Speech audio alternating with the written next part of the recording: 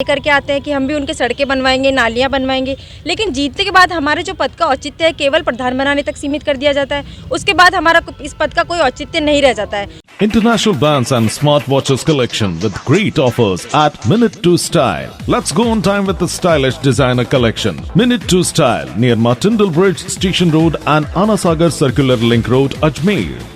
आज अजमेर जिले के सभी पंचायत समिति सदस्यों ने सामूहिक रूप से मिलकर कलेक्टर साहब को मुख्यमंत्री के नाम ज्ञापन दिया है। हमने जैसा कि आप जानते हैं पंचायत समिति सदस्य का जो पद है वो निर्वाचित पद है। हम सभी जनता से वोट लेकर इस पद पर आते हैं। तो जब हम जनता से वोट लेने जाते हैं तो कई तरह के वादे करके आते हैं कि हम भी उनके सड़कें बनवाएंगे, नालियाँ बनवाएंगे, लेकिन जीतने के बाद हमारे जो पद का औचित्य है केवल प्रधान बनाने तक सीमित कर दिया जाता है। उसके बाद हमारा इस पद का कोई औचित्य नहीं रह जाता है। तो हमने आज यहाँ पे कलेक्टर साहब के सामने 9 सूत्री मांगे रखी हैं, जिसमें हमें भी कुछ अधिकार मिले ताकि हम भी जनता के जो कार्य है वो करवा सके।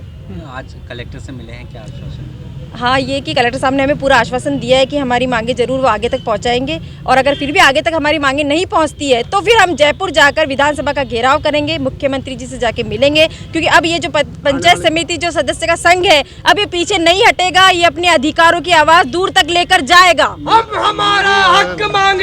लोकतंत्र के अंदर पंचायत समिति सदस्य निर्वाचित होने वाला वो प्रतिनिधि है जो अलग अलग सिंबल के ऊपर निर्वाचित होकर के हम 1.5 पंचायत के ऊपर पंचायत समिति सदस्य का निर्वाचन होता है। निर्वाचन के पश्चात पंचायत समिति सदस्य के जो अधिकारों की लड़ाई है उस लड़ाई की आवाज़ को बुलंद करने के लिए आज हमने अजमेर जिला कलेक्टर साहब को मुख्यमंत्री व पंचायती राज मंत्री के नाम पर ज्ञापन दिया है, जिसमें हमने हमारी 9 सूत्रीय मांगों को लेकर के पंचायती राज मंत्री व मुख्यमंत्री जी के नाम पर ज्ञापन दिया है, जिसमें अजमेर शहर के सभी पंचायत समिति सदस्य, अजमेर जिले के पंचायत समिति सदस्य इसमें उपस्थित हैं। किस तरीके की मांगे हैं? हमारी मांगे ये है कि पंचायत समिति सदस्य के जो अधिकार क्षेत्र और कार्य क्षेत्र की देखते हैं तो उनकी कार्य प्रणाली के अंदर पंचायत समिति सदस्य के अधिकार बिल्कुल शून्य के बराबर हैं।